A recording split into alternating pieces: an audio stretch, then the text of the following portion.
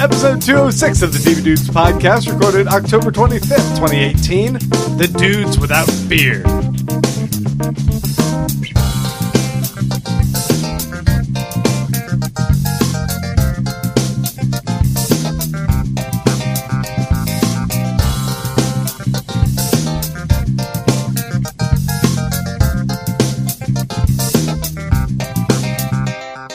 Les, we are back.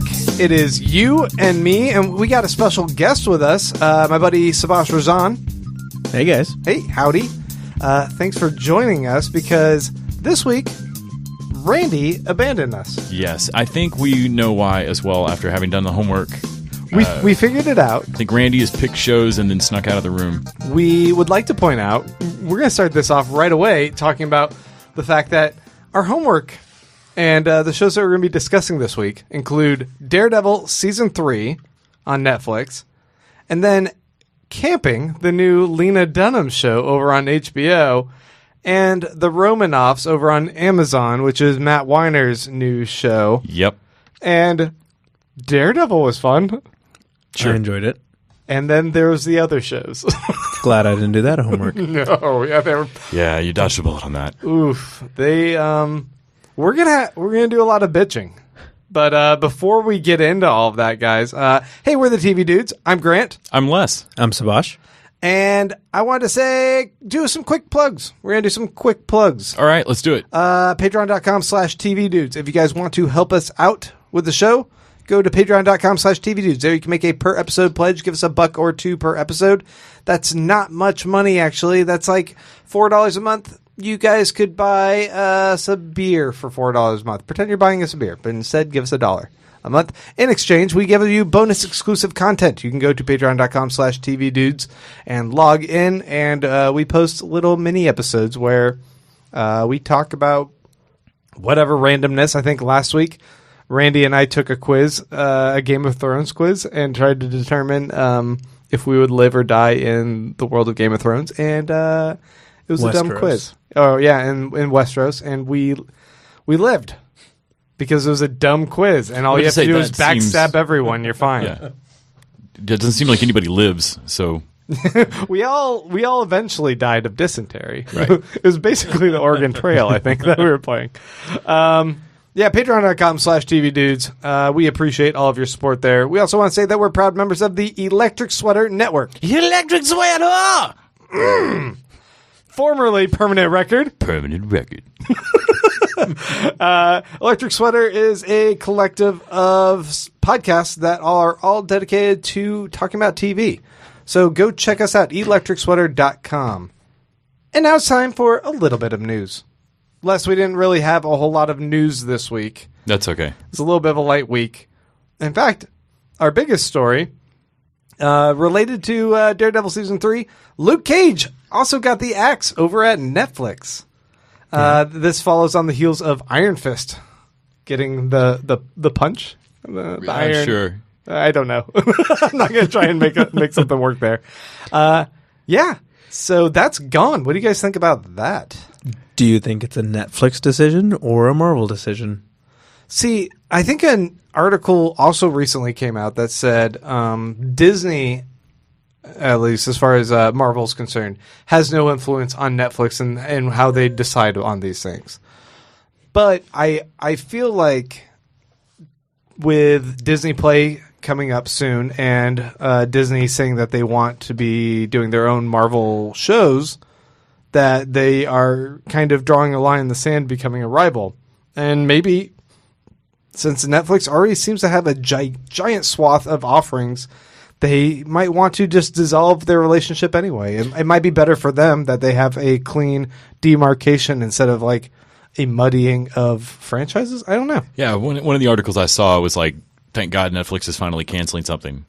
Like, we're sorry it's a show, but like literally they've done nothing but add like dozens of shows per month, it seems like, and nothing. Even with Sense8, they like gave another movie that they didn't have to give. And they have canceled. They like Everything Sucks is gone, and like they have canceled stuff. But they're so cagey with their numbers that it's hard to tell like was Iron Fist. It seemed like Iron Fist season 2 was getting more buzz than season 1. What I watched of it didn't thrill me any more than season 1. I was fine when it went away.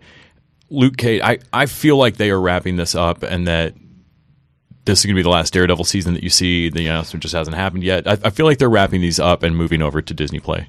Yeah, it would make sense. In fact, I mean, aside from Daredevil, I feel like, Jessica Jones was okay. I thought it was pretty fun. But We'll get into season this 1 and or talk season into it. 2? season 1, was there a second season of Jessica Jones? Yes, Yeah. there was. Man, I don't even remember that. See, we'll get into this in Daredevil when we talk about it. But, I don't remember a season 2 of Luke Cage. Was there one of those two? There Yeah. was. Oh shit. Did you know they made a Punisher? I do. I remember Punisher. You didn't watch it. No. Have you seen this movie called Avengers? No, what? How many of those are out? 4, maybe? Oh my god. I am so behind on all of this, guys. No, there's 3. I am not behind on this. All we do is talk about Avengers on patreon.com/TV dudes, our bonus exclusives. Obsessively, I actually try and find a reason to bring up the MCU in every single episode we do. So that's one thing I'm up to date on. Austin Film Festival will give you a reason to next week. Why? 2 of the architects of the McFeely, and I can't think of the other writer offhand, the 2 of the architect writers of the overall MCU are going to be at AFF. Wait, McFeely? Is that the dude that won Project Greenlight in like the first season with Matt Damon? Maybe. I don't know. I'd have to pull out. I'd have to go to the interwebs to find out. Some other little news. Some renewals. Atypical on Netflix got renewed for a 3rd season, and Modern Family might get renewed for an 11th season after they already claimed like, oh, this is going to be our final season and we're going to kill someone off who's not going to be Jay. Apparently they're going to kill off someone else. And I jumped the shark. I don't know. Why would they kill someone off? Like, why is that necessary? Because death happens in a Modern Family, Sabash. This is just how it works. Disenchantment was renewed for a 2nd season too, and I know that Les is super excited about that. Maybe it'll pick up and go somewhere that I really, really want in season 2. Maybe it'll become good. really tired of waiting this long on shows, though. Last bit of news is that over on Apple TV, they are still talking a big game about like making shows eventually, and But they'll all be. I'm sorry, they call them free, and I would argue that they are baked into the incredible cost of Apple products. yeah, But I understand that all of these will be free. quote unquote free. Yes. As long as you have an Apple.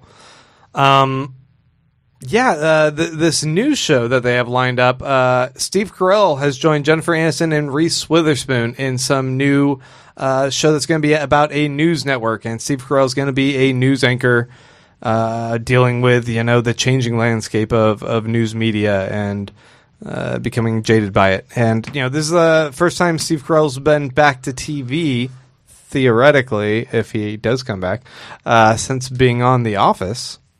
And It'll be Aniston's return to television. When was she last on TV? I don't know. I mean, Was it Friends? I guess it would be. Yeah. Yeah, if so, then that's a huge coup, and they're bound to market the living crap out of that. Right. I mean, I was looking at some of these other other shows that they have supposedly lined up. Spielberg's got an Amazing But Stories to say show. they've got the Amazing Stories reboot that's been rumored for at least 3 years. I think it's so full of rumor that Brian Fuller is the showrunner on it for a minute. I'm not joking. I know Or you're am I? not. You can't prove it. I remember that he was rumored to be involved. Yeah, not happening. Chris Evans has some legal drama called Defending Jacob.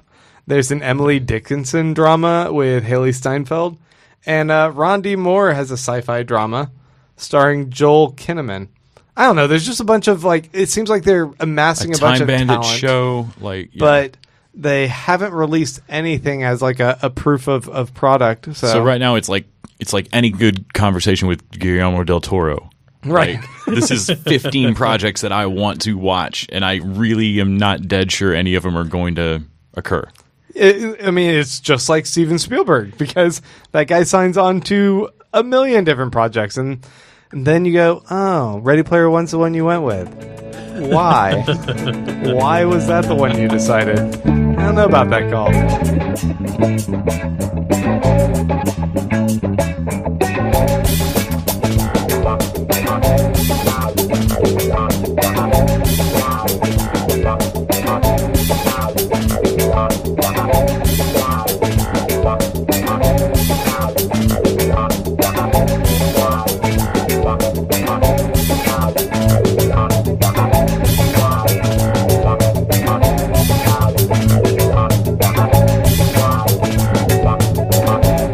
right, guys, we are back and ready to talk about some TV, including the shows Camping, The Romanovs, and Season 3 of Daredevil over on Netflix. But my buddy Sabash had to step off mic, and guess who showed up? What? It's Kyle Scott. Kyle! You're back, baby! Da, da, da, da. Welcome, and just in time. Yeah, I know. Because That snuck right in. we have a show that has debuted on HBO called Camping. It's got Jennifer Garner, and it is by Lena Dunham, and it's got David Tennant in it, and it's terrible. So it is a remake of a British show. Is it? Yeah, so at the start of Camping, they run an ad for a new British show that looks like some kind of ab-fab Yeah, train wreck type I remember thing. seeing that. And that is Julia Davis, I believe. They also drop a Doctor Who joke, and the whole joke is that the kid doesn't know who Doctor Who is. But it's David Tennant who's like, who's the Doctor? Who? Yeah. Oh, is that in Camping? Yeah, they did that in Camping. They're playing the heads-up game on their phones. Here's what I have to ask. Do you guys... did you guys watch the whole episode? I watched all of episode 1. I watched both episodes, actually. Okay. I made it about a little over halfway through, and I couldn't stand it. I couldn't stand the lazy writing of... Oh my gosh! Speaking of lazy Exposition. lines, there was literally a line in the second episode where I wrote it down because I was like, "This is just so freaking lazy." But the mom, her kid gets hurt, and she's an overprotective mom, and that's the joke. So she's like, "Hey, what year is it? How old? What color is my hair?" And the kid goes, "I don't know. You're always changing it." Wah, wah. Yeah. No, they're so I watched the whole first episode, and I purposely waited until I could watch it with the one person I know who loved Girls, and was like, okay, because I didn't like Girls at all. This is Jenny Conner and Lena Dunham. I don't care for the British series this is based on. This isn't appealing to me. So I'm going to try to give it the most fair shake possible, right? So Right. halfway through the first episode, I paused it and realized we're 15 minutes in, like the longest 15 minutes I've ever sat through of television. And and I'm like, this is really bad, like doubly painful because I like most of these actors. Like but this seems, and I looked over at my friend was like, I don't want to say anything, like, but just to check in, like, this is bad though, right? And they were like, oh, this is fucking terrible. Like all these people there were like one worse character after another keeps showing up.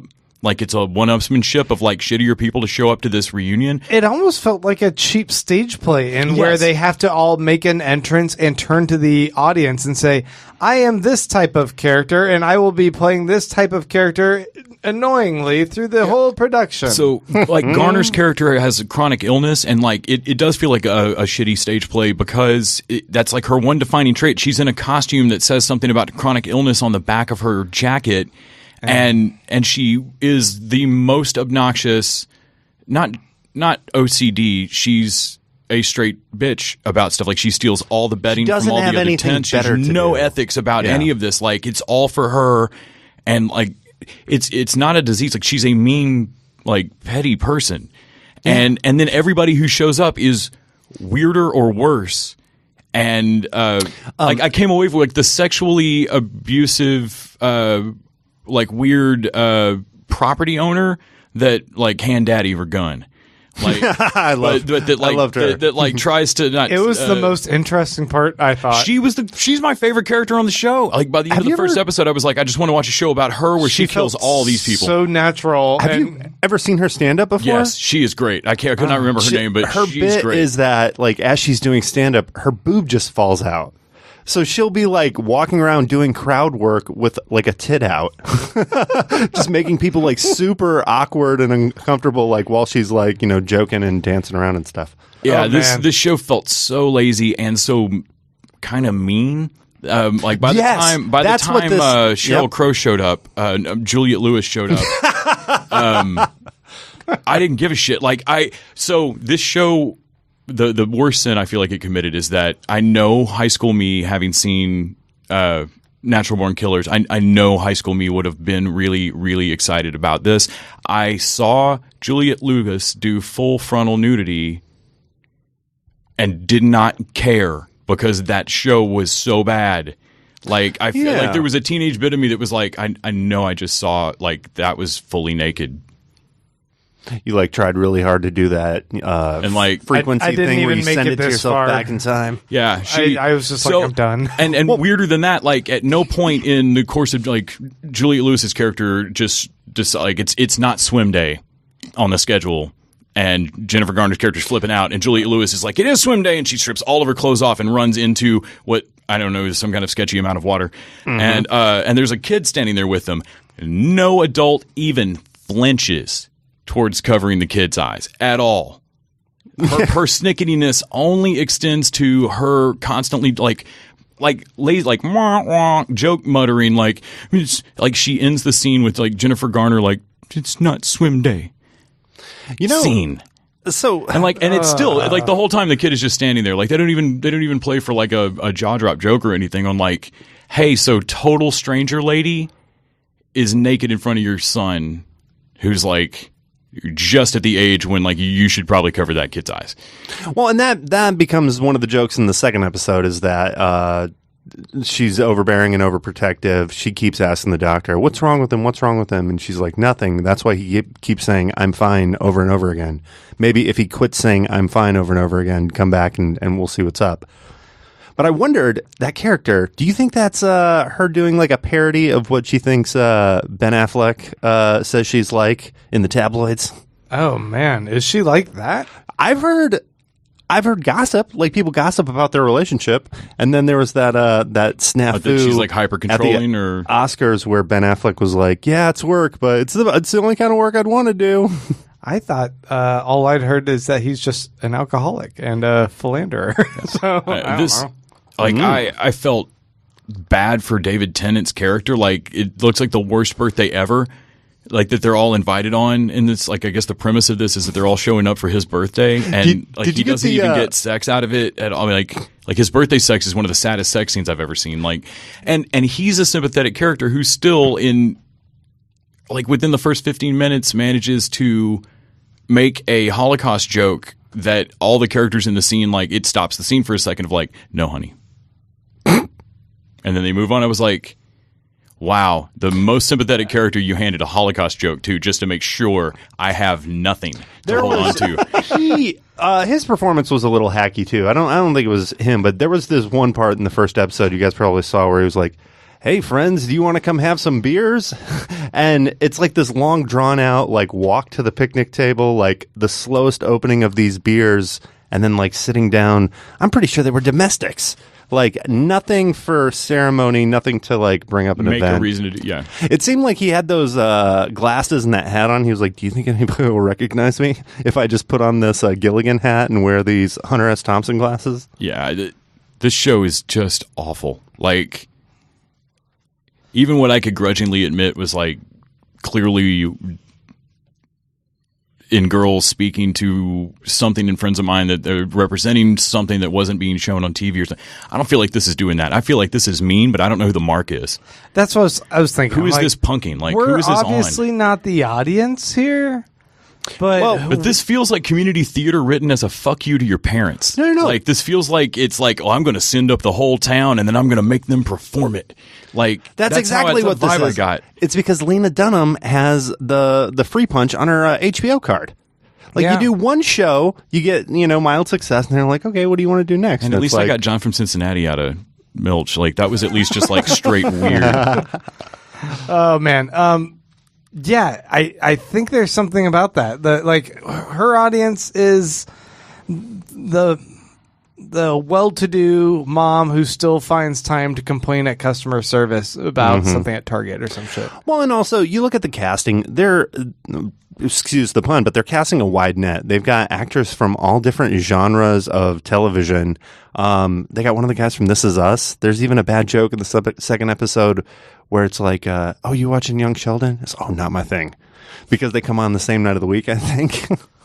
Yeah. God, so a third of this is just trope cliche, and the other third is references to the actors' other projects. Yeah, it just seems like maybe we'll get some people to watch it because you got to know who at least one of these people are. Well, let's leave camping and jump over to the Romanovs over on Amazon. 2 Fs. Like at least camping was like sour milk, where I'm like, oh man, I think this is bad. Smell it, and like hand it to somebody else, like try to make you flinch from it. Romanoffs, I don't actually care about doing that. I don't care. It was just What, you don't like smoking and having affairs? You must not have been into Mad Men. Yeah, I was telling Grant earlier. So, all right, let's go through it again. How much of Romanoffs did you make it through? 5 minutes, 8 minutes. I don't know. It was not many minutes. Poor choice to do the subtitle episode first, and I know exactly why you turned it off. I turned it off the first time I tried to watch it. Okay, so it took you multiple tries as well. Yeah. All right, so I watched the first episode. Watched a little over I literally an hour. turned on the first episode and said, "Oh, this is too much work for now." I made it through the first 20 minutes though twice. I've seen the first 20 minutes of the first episode, and I felt like I was watching deleted scenes from a Noah Baumbach movie that I wasn't watching. And so I was like, I don't know who the fuck these people are. Like, their lives seem really sad, and I don't know why or what this applies to or anything. And then I thought, man, it's just not the time for it. I'm not into it. And I walked away from it, came back, started the episode over. I made it a little over an hour, paused it, realized that these things are an hour and a half long, and that it's anthology, that like, oh, wait, episode 2 isn't going to pick up. I'm not investing this time in anything. This isn't going anywhere, and they're not going to keep these characters. Well, that's a great point you just brought up. Big mistake to do this as an anthology, because I've seen all 3 episodes. Each episode has... We'll get to the endings at the end, but each episode ends in kind of a way that you're not going to really be able to parlay any of that drama or any of that like compassion you got us to build for any of the characters, because next episode we're just starting over from scratch. Right. It's so my understanding of the premise of this show is it takes place with these little stories of these different people that all feel like they might be descendants of the original Romanoff family. Yeah. And then, did you guys see episode 2? Nope. I saw 5 minutes of the first episode. That's all I saw. So part of episode 2, and I'm not spoiling anything, which I actually think out of the 3, episode 2 was probably the most entertaining, but half of the story takes place on a cruise that is a Romanoff cruise, where it is everyone from all over the world who has that name like gets on a cruise ship, and you can buy if your name is Romanoff, and it's like all the descendants on this one cruise, and they like go over the history of the Romanoff family. It was really strange. A lot of this show is very strange. Seems like if you really, really wanted to cement your place in a Russian history book, you'd sink that boat. Well, that's what I kept thinking. I was like, because I am the greatest Russian ever. Well, no, the introduction to the show is a reenactment of this last royal family of Russia getting killed, and they play that. That's the intro to every episode I've seen. Is that family getting killed and then blood rushing over the credits? So they what were we talking about? You were talking about the cruise Romanoff's ship. cruise ship. Oh yeah. So I'm thinking they play that every episode, get everybody on the cruise ship, and then this is going to end with somebody either sinking the ship or like a big like all out. They're going to kill everybody. Yeah, King Ralph style. That French woman is now the last Romanoff. Nothing that satisfying. In fact, the story goes in a completely different direction and ends in a totally other place. So, we all watched, at least to varying degrees, Mad Men, right? Yeah, I loved Mad. yeah. Like I know we talked last week or week before. Like Brandy had a hard time getting into Mad Men when it first launched. I was really looking forward to Romanoffs. I really liked Mad Men from the jump. And I mean, I watched the entire first season of Mad Men and did not like it. I just didn't want to ever watch it again. Then I went and rewatched it, and I was just like, I fell in love with it. I was like, man, this is a fantastic show, and I watched all the way through from there. But I guess what I'm curious about is, do you guys think that we're going to get that same sort of sensation from the show? Like, give it time and go back and like dive into it, and it'll actually be good. Maybe. I mean, I really want this to be. I can't see how 4 hour-and-a-half movies.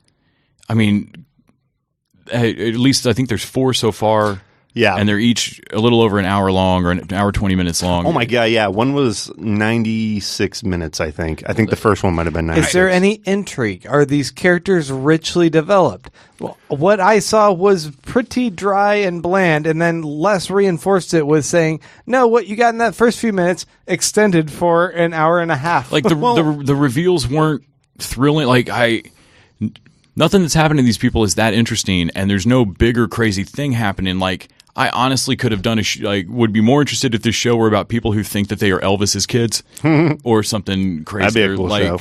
Like, Well, no, I think so. There's a couple things. One, each episode I've seen has about 4 or 5 good beats. The problem is there's just so much minutia in between it. I kept like jokingly calling it Shitty Fargo. Like one episode's Shitty Fargo. There's another episode that's Shitty Black Mirror. Because yeah, like if you just took those points, it'd be great. But he's directing this too. Oh wait, and that was the other point I was going to bring up is going against this is the fact that this guy did create Mad Men. So, I mean, this is such a huge step down. Like, it's not even on the same level as that. Yeah, but it is on the same level as every other show on Amazon. It feels fitting for... I can't think of a good... Actually, I like Jack Ryan. Oh, Jack Ryan was fun. Yeah. But And I've seen other shows rip off Jack Ryan since then, so I'm kind of like... Oh, they've made shows I like, but they haven't made any show that I, like, jaw-droppingly love. I mean, they haven't really knocked any of them solid. Like, Electric Dreams was not solid like it needed to be. I mean, the only one I can think of was the first season of Transparent. I know nobody's going to agree with me, but Grand Tour, you guys, Grand Tour, they're always going to have my money because of Grand Tour. Watch the Grand Tour. It's true. You seem to love Grand Tour. It's the best show on TV. So, how about we go ahead and leave Romanoffs in the dirt and move on to season 3 of Daredevil. Finally, something lighthearted. So, the show's back. It decided to continue on the path of 13 episodes, and they've had a history of being a bit too bloated with 13 episodes of any of their Marvel series. I thought this was one of my favorite series of a Marvel show that I've seen on Netflix.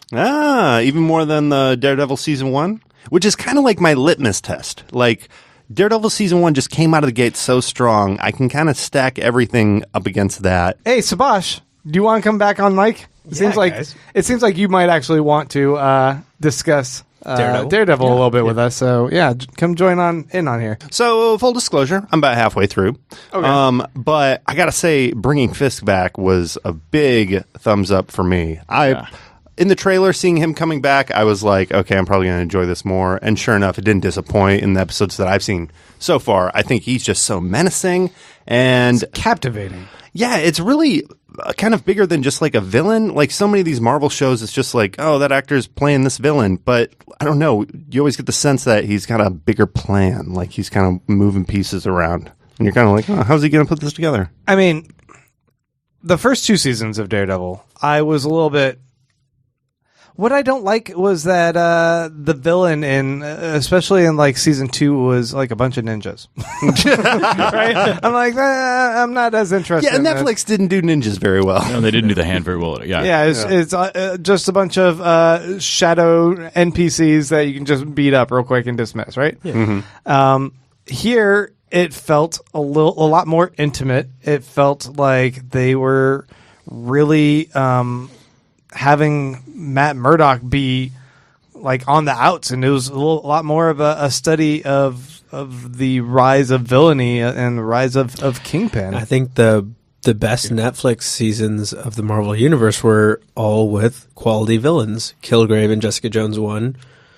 Yeah. Certainly Iron Fist was terrible on both seasons because they had no quality villains. Yeah, they wasted Sigourney Weaver. Luke Cage was a great character, but the villains sort of changed between seasons. They got half a season with Cottonmouth. Exactly. That was fun until that sort of petered out, and then you get him back, and it was quality. I think Kingpin was good. I feel like in Daredevil season 3, they did work as good as they did in season 1, which was my favorite of the Marvel Netflix series, I think, so far. Was that first Daredevil out the gate was amazing. Yeah.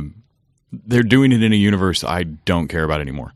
Like for Daredevil season 3 to be the teardown like season, like our character on the when were we up? Like he barely put on a nearly black costume with little horns on it. Like he just barely got in the Daredevil costume at all and then loses it again.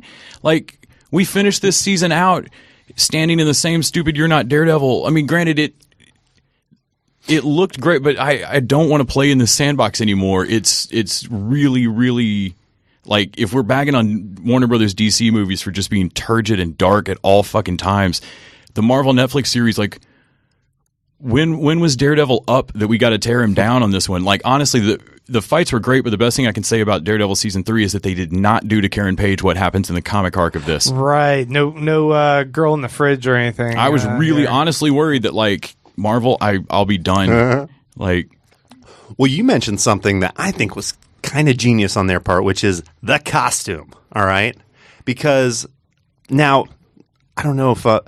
Here's the thing: I haven't seen the end of the season, so I'm technically not spoiling anything when I bring up my assumptions about what's happening. Yeah. But I have a feeling that they've introduced Bullseye, and there's going to be the Bullseye reveal this season. Yeah. yes, but like all comic book shows on television, it's just a hint of a rumor of a tease. You're going to wait 13 episodes to get a half a second of a reveal of it, and then if they do get another season, I guarantee that they don't actually put him in a costume. Well, They're but that's chicken what's- shit scared of their own stories at all turns. But that's the thing. So they know they suck at the costumes. All right, But they don't have to. But that's the thing. The Daredevil They're costume just scared doesn't of it. suck. So, But they won't put him in it. But they put Bullseye in the Daredevil costume. You see? So it's like, we know people aren't going to like our Bullseye costume, so we'll just put him in the costume we already know they're going to like, and we get a guaranteed win. It But, just- did everyone like the Daredevil costume? I didn't. No. You know, like I thought it was pretty decent. He's wearing hockey pants. It kind of looked like It did okay Super, if you- that James Gunn movie. Yes, like it looks fine if you. I mean, I get the wanting to figure out like a realistic way that people can, but they end up ditching the comic book of it in the first place, and it ends up coming across to me like embarrassment of your source material. That every comic book show seems to operate on this like we'll spend 13 episodes. Winking constantly at the fan base we need to make this show work. Of like, don't worry, guys, we got you. We'll do it. We'll hint at some stuff that you love. We'll throw in. It's all Easter eggs. No, it isn't. This shit shouldn't be They do Easter the eggs. Muay Thai, They did the rope things. He The looks rope straight up out of the. looks fucking awesome. But for the beastly. most part, even Daredevil that did try to give him a horned costume and stuff. I still feel like they back off this stuff too often, or they tease it out so that everything's an Easter egg. These are comic book stories. I don't need Easter eggs. The core of them is a fucking Easter egg. I agree. Just let him be Daredevil. But I Like, mean, why did the hand people vanish when But he I've killed those let ninjas? go of any hope that they're And going so to. will they when they end like- this series after this season. Okay, maybe they will. Wouldn't it be funny if they bring the snap into the Netflix universe and, like, you know, we see the Thanos snap and it's like, who disappeared? And it's like, all ninjas. Ninjas no longer exist in the Netflix universe. all Netflix Marvel shows. So you mentioned earlier, There's only 2 or 4 left. Grant, you mentioned earlier that comic books change creative teams, and like that's something that we were talking about before. If I were just reading Daredevil comics, there'd be a point where the Frank Miller run would end, and like the next big arc would pick up, and I would get another great Daredevil story. I mean, all the great Daredevil stories are not all out of one creative team.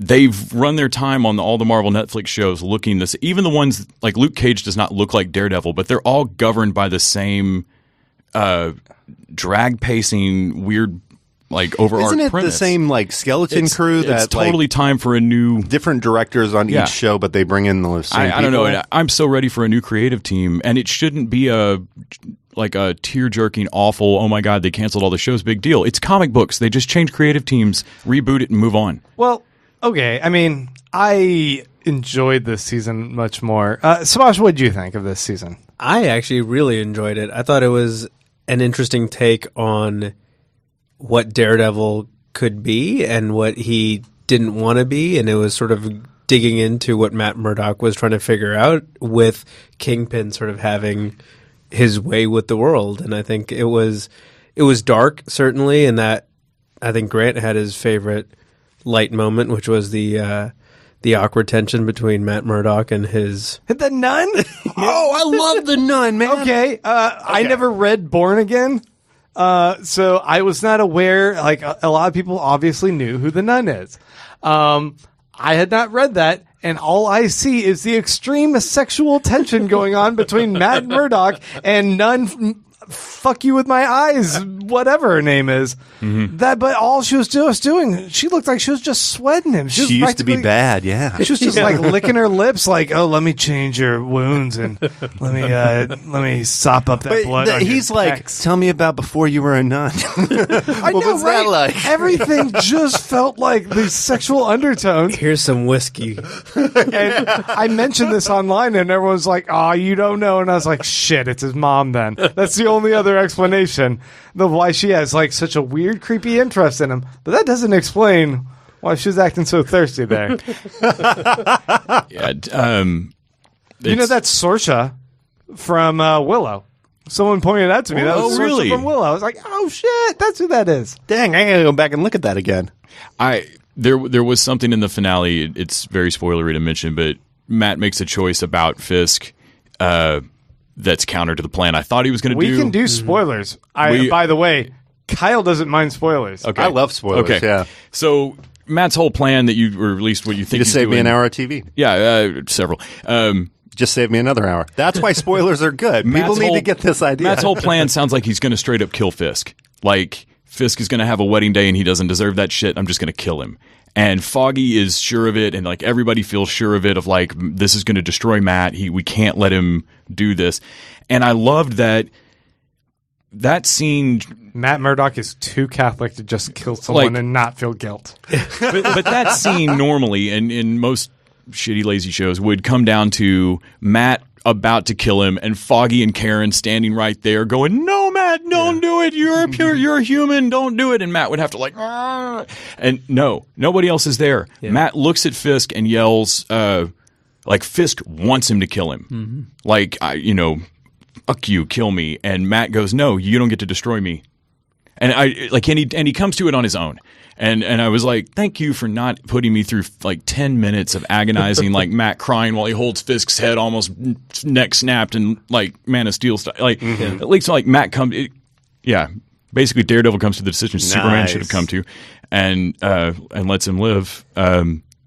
It was felt more earned. Dude, Yeah, Michael felt Shannon way ain't more fucking earned. around, man. I mean, everybody loves to give Superman shit about that Zod thing, but Michael Shannon ain't fucking around. Now, Savas, you were saying that you didn't like off mic. You were saying you didn't like the scene with the killing or the attempted killing of Fisk because I thought it was interesting because there was nothing that was built up to why Fisk would say "kill me." I didn't understand why he had a death wish over either. the 14 episodes With Vanessa 14 standing hours, right there, I didn't understand why he had a death wish. It doesn't make any sense. And Grant had ideas of why he might, but nothing was built up through the entire Is it the season. big C? no, what's the big C? Cancer.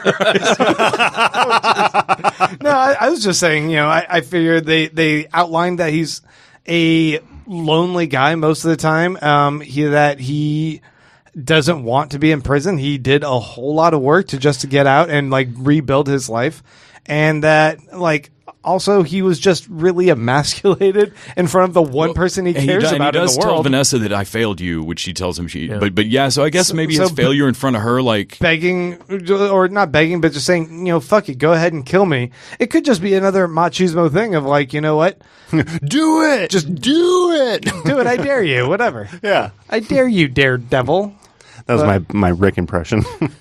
Well, you know what I think the show needs? And they've gone 3 seasons. They haven't really done it. And maybe it can't be done on television. A yellow costume. Acrobatics. We never get to see him swinging around. Yeah, they really- You do get to see him crouch on that rooftop at the very end with the rope, and that was straight out of the comics. It looked great. It was pretty cool. They lean into the more boxer style of Matt He Murdock. fucks up a hallway. Yeah, That was cool. They did That was a some great scene. Amazing, like one-shot scenes. Yeah, those here. at prison episode season? 4, I think, has like that a, prison one was like Great. straight up Alfonso Cuarón kind of shot. they really are scene. doing. I mean, like they are. True Detective. I'm overall about done with the MCU. I didn't even watch Punisher. I'm about out, and I Punisher was still pretty decent. enjoyed a lot. I mean, I have to grudgingly admit, I feel like they are doing top notch work in this season, as good as they were in season 1 or better. I just overall don't like the tone of the Marvel Netflix universe anymore. Well, I think that somebody who is capable of making a very good Daredevil show may not necessarily be capable of making a whole TV comic book universe work. It seems like all these other attempts going towards Defenders were kind of just a watered down version of all that stuff we love. Kind of from Arrowversed it. I mean, they, you know, so Arrow kind of set a tone. Only the other CW shows didn't necessarily stick with Arrow's tone. Right. But, you know, everyone was trying to go like, okay, Daredevil wants to be really moody and melancholy. And then it doesn't work when you want, especially when you want to do Iron Fist, it doesn't work. But you sort of hit on it, Grant, where you said that this season reminded you of Dark Knight, and the same thing happened to all of DC. Everyone was like, well, that was our best movie worked, ever. yeah. Let's make Spooperman Dark Knight. This was totally work. Dark Knight, though. I mean, you look at how Fisk is, or how what's the actor's name that's doing Vincent Fisk? D'Onofrio. Yeah, D'Onofrio. How he's doing Fisk. He The very original much Thor. has certain affectations, just like how Heath Ledger did the Joker. He's got this grumble, and he suddenly his volume just gets bombastically loud at weird moments. He still sounds like a little 8-year-old that's about to hit you with a hammer. Like, Right. He sounds like a little kid with anger issues. And it totally works for him, and it makes him like forgot about the so hammer. distinct and like captivating when you're watching. But then you also see that he's not only like this brilliant mastermind like the Joker, but he's orchestrating, taking what could be potentially a good and decent person and breaking them down and making him into a villain, just like a Joker did with Two-Face, and that he takes this FBI agent and makes him into a villain. Wasn't as hard because this guy's obviously already Got a some- psychopath. Pizza van. But he does like put the bricks but he in does it place to to everybody. make him. Yeah. He does this to a whole bunch of people. He but makes like, you whatever he needs for his organization. in particular, I loved how he took and broke down Dexter, not Lester, but Dexter in this, Poindexter. Poindexter. And I love the casting because that guy did such a fantastic job as like having the crazy behind his eyes. He's the so whole much time. better than Will. What's his name from Colin Jessica Farrell? Jones? Oh. No. Yeah. Spoilers. Sorry. The super soldier jackass. Whatever. New, Iron Patriot or whatever. Yeah. It's not Iron Patriot. no, yeah. but yeah, that guy, the blonde-haired, blue-eyed, pill-taking, crazy super soldier in Jessica Right. Jones. Yeah, like I really thought Dex was going to be like that dude, and the actor behind it really took Dex to another level. Yeah. I love the casting in here. Nadeem, I wasn't sure like what they wanted to do with that character, and his overall arc, it had a great redemption to it. And Oh yeah, really I mean, pays off. his death really had meaning, and I that's what I'm also impressed with this show. They kill off a lot of nobody cops and prison inmates or whatever, but like when they have a character of substance and they give them a death, it usually has a pretty profound impact on the other characters, like, and that carries from season to season, like with Ben Ulrich dying and like how that affects everything, the ripples with that. And the only episode I didn't like was the Karen episode. Can I bring up something with Nadine? Yeah. I got to call Bunkus on him. All right. Now, granted, I didn't get to see his epic ending, but let me tell you about his beginning. He gets brought into his boss's office, and is like, "I need a promotion. Why aren't you going to give it?" And you're like, "Your credit score is bad. We can't promote you because you might be susceptible to bad guys offering you bribes and stuff." He's like, "Aw, shucks. Now go take care of this William Fisk billionaire guy in prison. See if you can help him with anything." Well, I think you need to watch the rest of the season. Yeah, but it was ludicrous, like hearing that. Like and why then your going, boss would. It's like, wait a second. Sure. Isn't the same thing you do? All right. It makes sense as she was in on manipulating him, his boss, and putting him in that position because they knew That does make a lot of sense. They say that like they had been scouting him a year out to be able to have him be a pawn. Man, that does make you kind of think, because I've heard stories, our buddy Dimitri, he used to work in D.C., and he actually gets trained. Like when you're at bars, if a girl that's out of your league comes up and starts hitting on you, ask yourself, is a pretty girl hitting on you, or is she trying to get your security badge? So it's crazy to think that people can be manipulated so easy.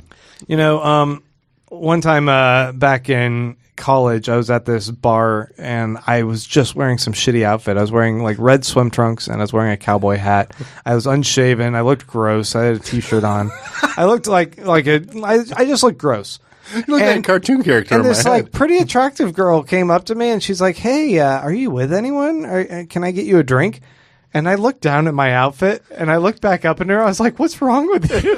I was like, "Are you kidding me?" Your judgment is poor. Yeah. And I am not. I was like, What's wrong with you? "No, thank you." If you'd have anything to do with me, I wouldn't I want look anything as to do with you. unattractive as possible here, and there's no reason for this to be happening.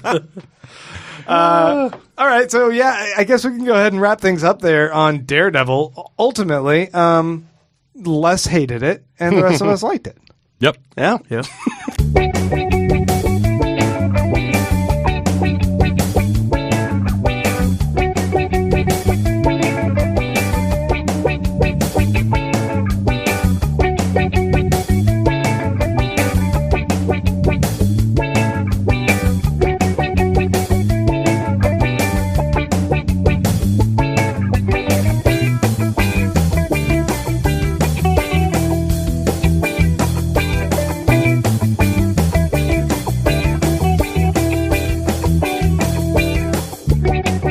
It's listener question time. So if you guys go to facebook.com/TV Dudes, once a week, Randy will put up a little post.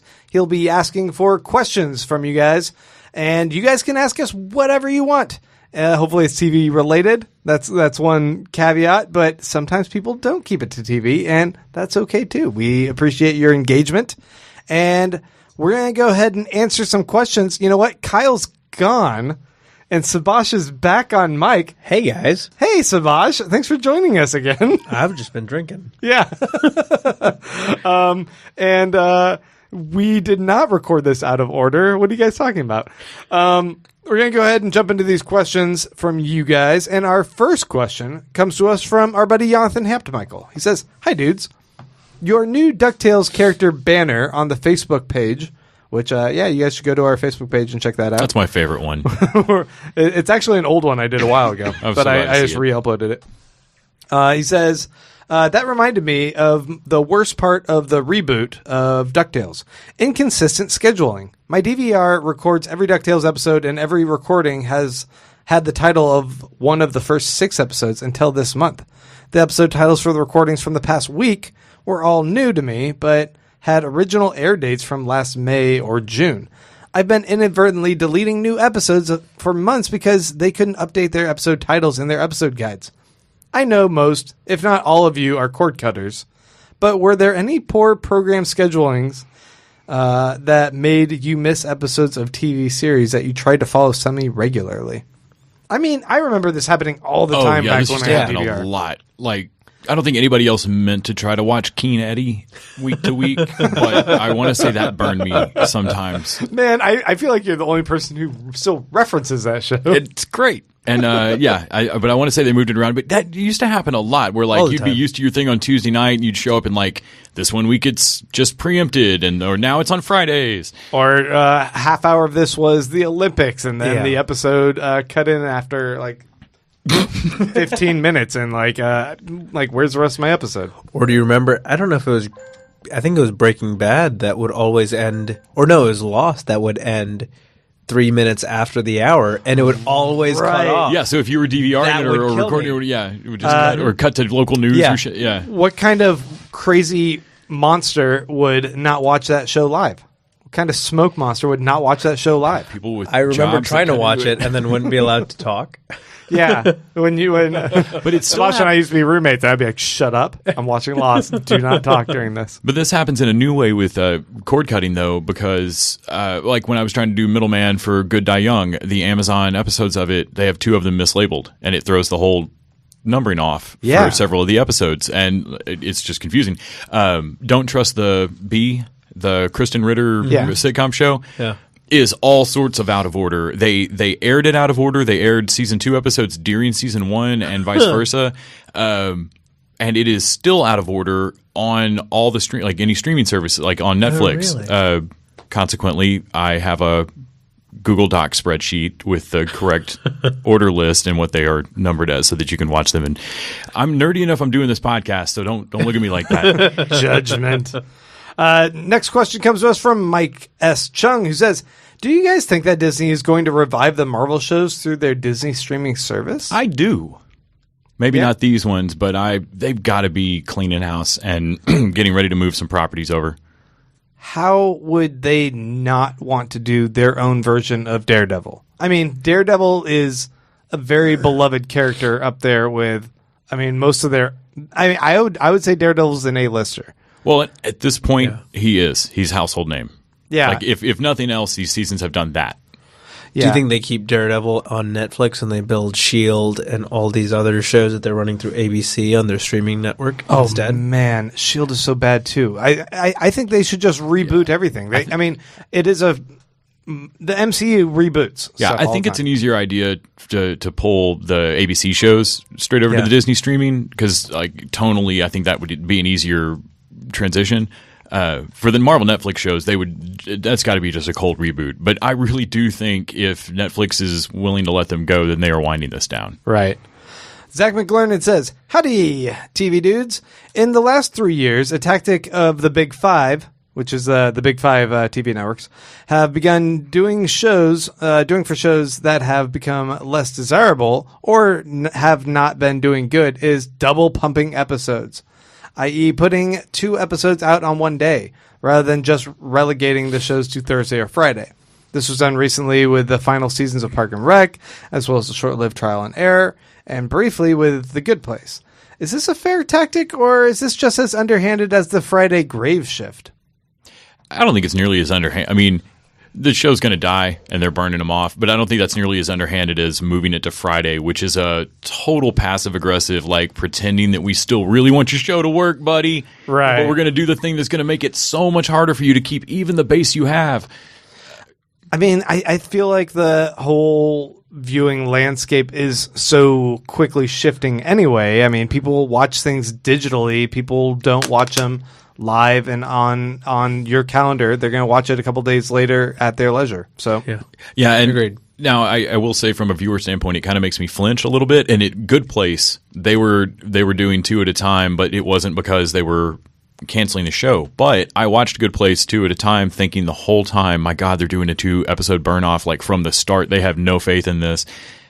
But because I expect it, it's like being taken out for ice cream by like both your parents just randomly or something. Like, what's wrong? What are you guys about to announce to me? If I'm watching a show that I love but none of my friends are watching, and suddenly I'm getting 2 episodes per week, like, I'm suspicious. That's too much. It's too good. What are you doing? Yeah, that was a fear. Yeah, but I agree with Grant. I don't think it's going to change how I watch The Good Place. Honestly, I have no idea what day of the week that show's airing. No, I don't know what day anything airs or what channel. I mean, unless they really pump the logo at the start, I don't know what channel it airs on. I mean, they're on still Hulu. relying on advertisers, so they still have to air it on a certain day. But I think even they are starting to recognize. I mean, there's certain shows that I think would have been canceled so much earlier on in the old TV landscape, and now they hold on to these shows a little bit longer. I feel like so much of TV's problems with any of this shift is so much whining that I don't care about. Like, I look at how slick Lyft and Uber and stuff like dispatching apps are, and then I watch the same commercial 5 times in a row on like the CW or Hulu's app or something. And well, we don't watch commercials on Hulu, but on the CW's thing, like, I'll watch the same commercial literally repeated like 5 times on like the same one, just over and over and over and over. And I'm thinking, Lyft can like on the fly pick a shared rider up on the way to my destination and kick them out somewhere else and like cancel a ride and no problem. Like, you guys can't even figure out to not show me half of this shit in Spanish. I watched Spanish ads last week during Supergirl. Jonathan Huffnagel says, hey TV dudes, I recently watched a rather haunting TV series. I was reminded of those childhood memories of unease when I would need to go into our creepy basement or attic. Times when I sensed eyes were on me, and prayed for things to remain still and silent. Well, it's poetic. Times when I would stare into the darkness of my closet or a room, and my subliminal mind would play tricks on me, making faces or figures from ordinary objects. Though, as I watched this TV series, something else also affected me mid-viewing. This show is on your next week's spooky lineup, no spoilers, but keep your eye out for a ton of well-hidden ghosts that the producers snuck very subtly into many mundane background scenes. It took me a while to figure out why I was being so subliminally freaked out by my when my conscious mind saw nothing scary. Soon, I was pausing frames to ensure I wasn't just imagining things, and later found myself actively ghost hunting in almost every other scene. These producers are brilliant. I was reminded of the fake ghost boy in 3 Men and a Baby. Do you know of any other... I don't remember that one. Do you not know about that? Yeah. The fake ghost boy? Yeah. Do you know of any other series with scary stuff cleverly hidden in frame or any supposed real-life ghosts accidentally caught on film? What's the I think 3 those Men are and a Baby? Okay, very so- different Yeah. questions. Yeah. So the 2 Men and a Which Baby one was clever? supposedly- Which one was Yeah. haunted? Yeah, The Exorcist had a clever one, and but the 3 Men and a Baby, apparently the explanation is that somebody had like a cardboard stand up of an actor, like for promotion, and they thought out of frame, but it was behind a fake window. It doesn't really look outside anywhere. It was like gauzy curtains, but there looked like there's like ghost boy standing behind gauzy curtains.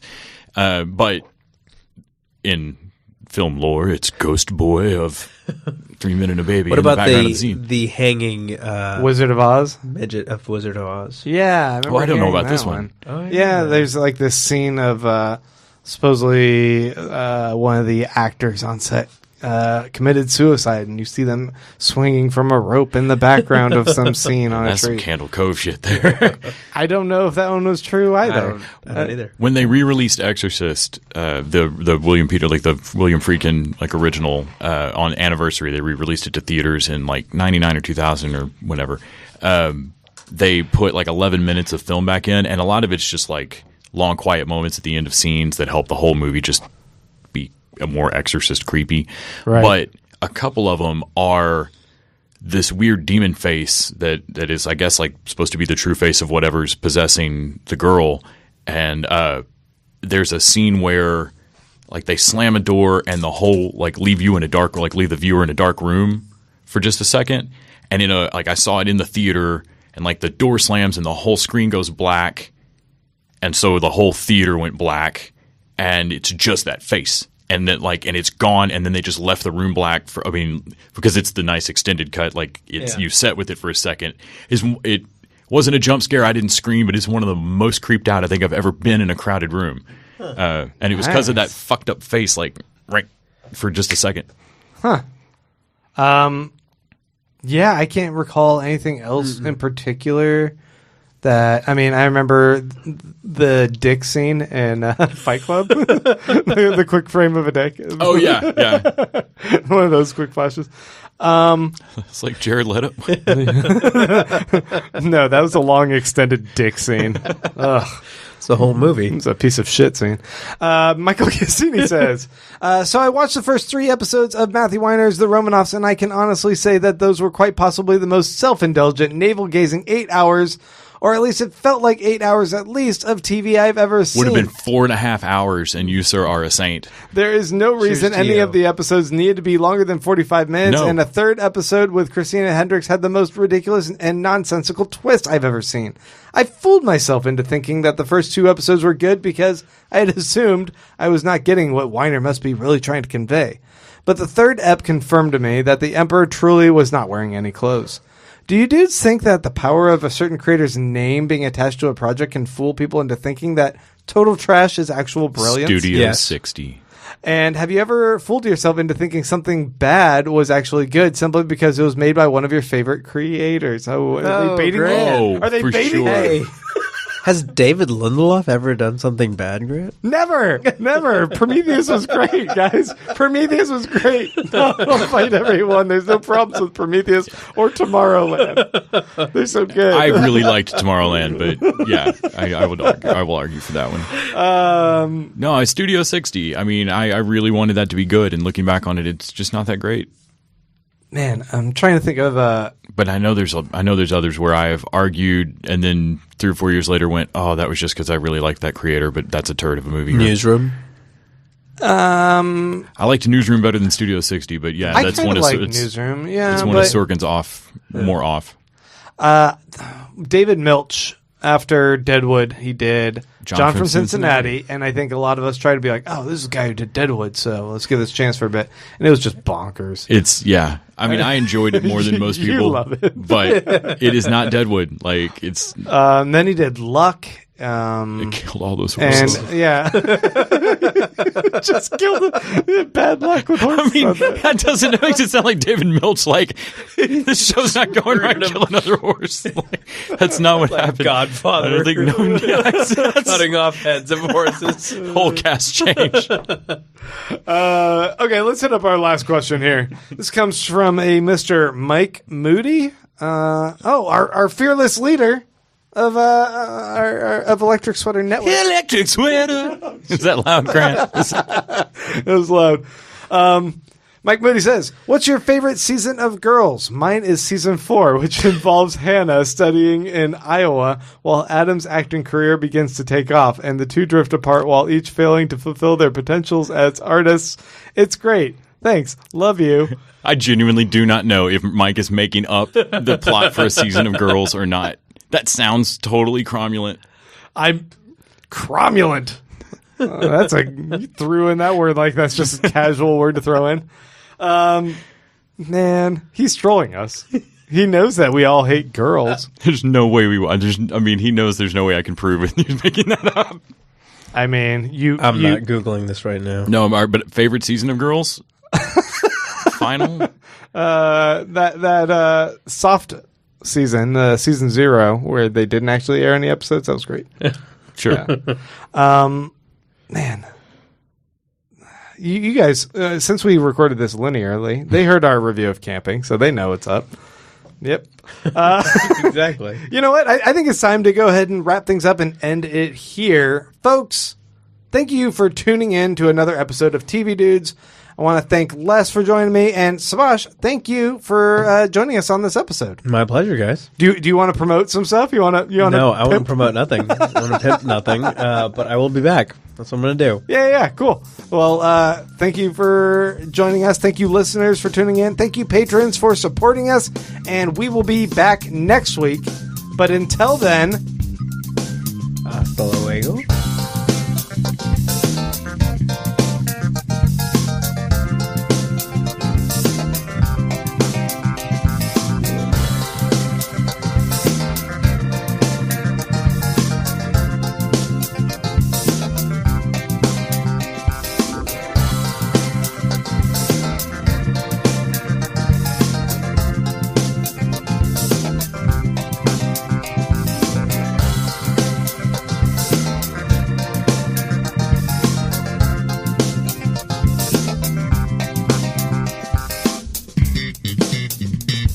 The TV Dudes is an independently run podcast and a member of the Electric Sweater Podcast Network. We are exclusively listener supported. If you'd like to help us out, go to patreon.com/tvdudes. You can like us on Facebook and Twitter at TV Dudes. All the music for our show is by our friend and original TV dude, Gregory J. Amani Smith. To find out more about us, go to thetvdudes.com and electricsweater.com. I'm Grant Davis.